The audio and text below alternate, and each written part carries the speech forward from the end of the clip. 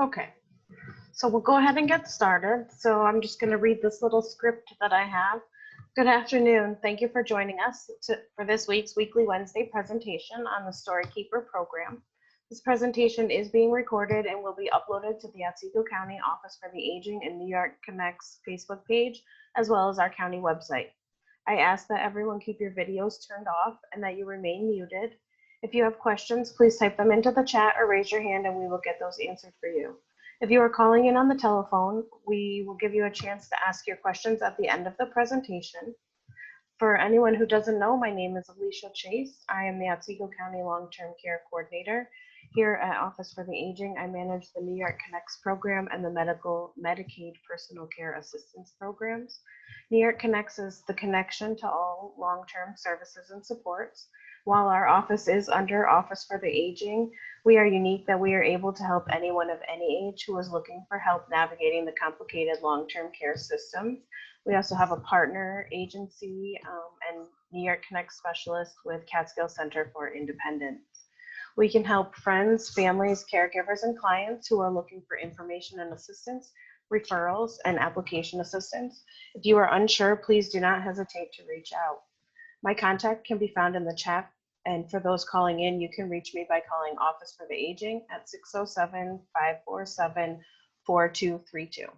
At this time, I'll turn the program over to Tammy Chrisman with Helios Care for our presentation.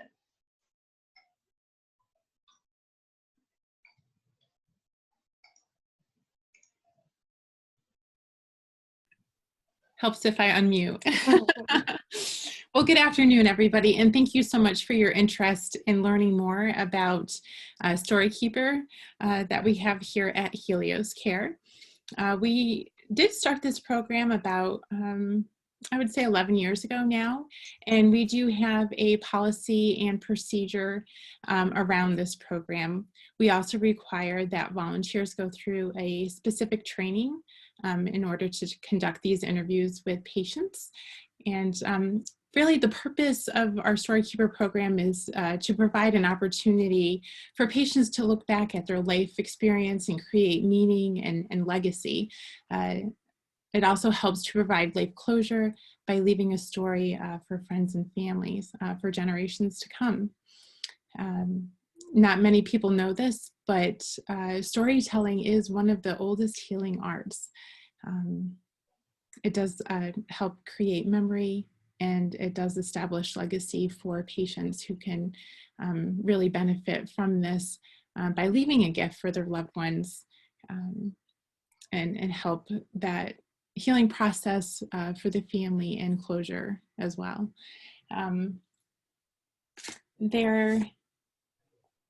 We do have 4 recorders. I wanted to be able to show you one this afternoon, but unfortunately, well, actually, fortunately, they're all out right now.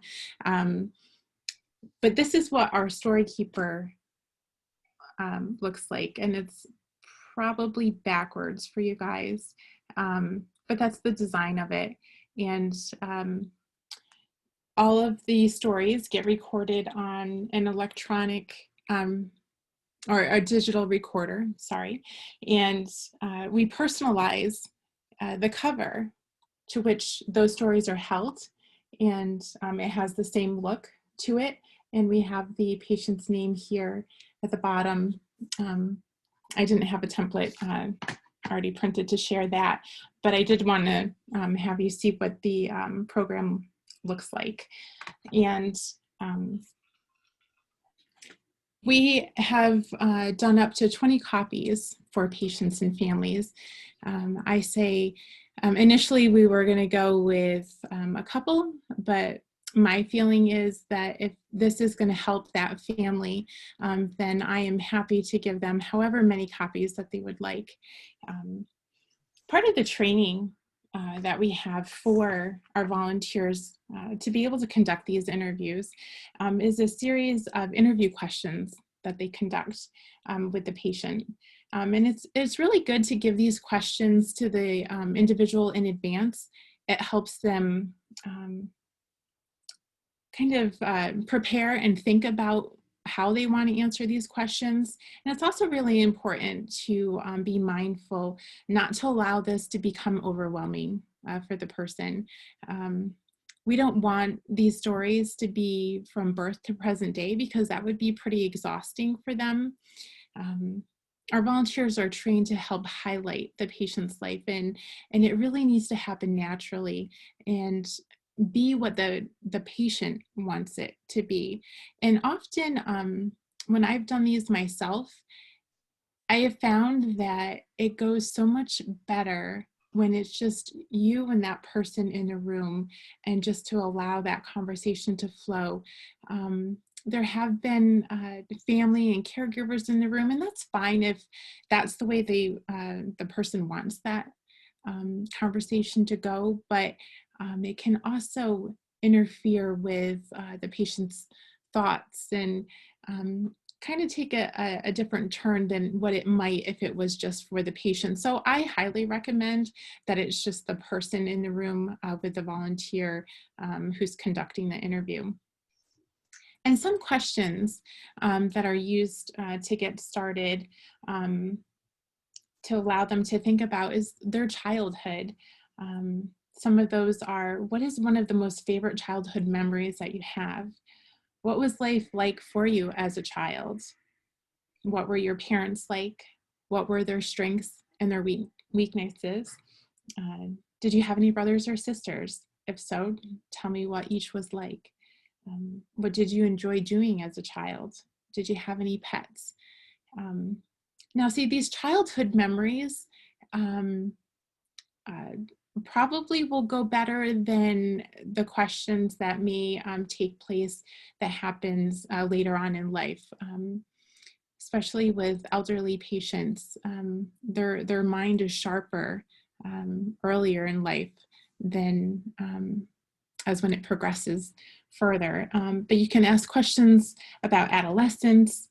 Where did you go to school? Did you work during those years? When did you first learn to drive? What was the make and model of your car? That can be really exciting for them to go down memory lane and think about those things. Let's see. Adulthood. What was life like for you in your 20s and 30s? What kind of person were you? What did you enjoy doing? What was your first job? Did you serve in the military? And a lot of times we have found that even during these story keepers, that for military patients, this may be the first time that some of these stories come out, and it is a true healing process for the patient. And it's important to allow them to bring that information up, because that can be pretty painful for them to relive some of those memories. And for a lot of families, it's the first time that they're going to be hearing about them. Some other questions are like, who was your first love? Did you marry your first love? Do you think marriages get better or worse over time? So these are some kind of just some thought-provoking questions that the patient can leave insight for future generations, and that's pretty meaningful. I do want to mention that we make sure that these are audio recorded only, because we don't want our families to remember what their loved one looked like when they were ill. We want them to be able to put this disc in and hear mom or dad or grandma or grandpa anytime they want. That is just such a priceless gift to give families. How many of us who have lost a loved one, especially if you're having a really hard time around the holidays, you just want to be able to pop something in and just hear mom sing that favorite song that she used to sing you. You can also get talking about grandchildren, with their experiences in adulthood. And really good question is, how would you like to be remembered? That really makes them think about their life, how they lived it, and to share those moments and give that advice to the grandchildren. In summary, we also like to ask, you know, what kind of life do you think you had, and what was the happiest period of your life, and what about it made it the happiest? What was the proudest moment of your life, and what age would you choose and why? Some post-interview reflection to help us is to ask them, did you enjoy participating in the Storykeeper program? And, ask the interviewer, or it gives an idea to the interviewer, what could you have done better to make that a better experience for them as well. We hold these stories for 6 months, and then after that, they get destroyed. I feel it's really important to hang on to them in case the family decides that they would like some extra copies. And it's a lot easier for us to be able to duplicate those copies than for the family to try to figure out all that technology and transfer. I do minimal editing with these stories. I want them to come across as naturally as they happened, and not take away any piece that would have been important to that patient. Editing allows me to take out a piece of that story where maybe there was a dog barking that kind of really interrupted that time, or often going down memory lane will create a lot of tears, but they're good tears. They can be good tears. And we've trained our volunteers to be prepared to handle this. And also we can bring information back to their patient's social worker that, something that they may be struggling with, that our social work team would be able to help them with. So at this point, I would like to open it up and just ask anybody if they have any questions about the program, about the technology that we use. There's no questions in the chat, but if anybody wants to unmute yourself and ask questions, go ahead and do so.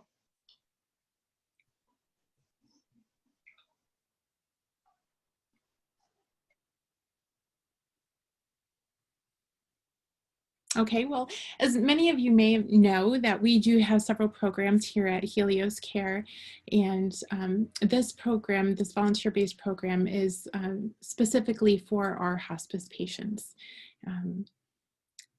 We feel that it's the best timing to help them go down memory lane, and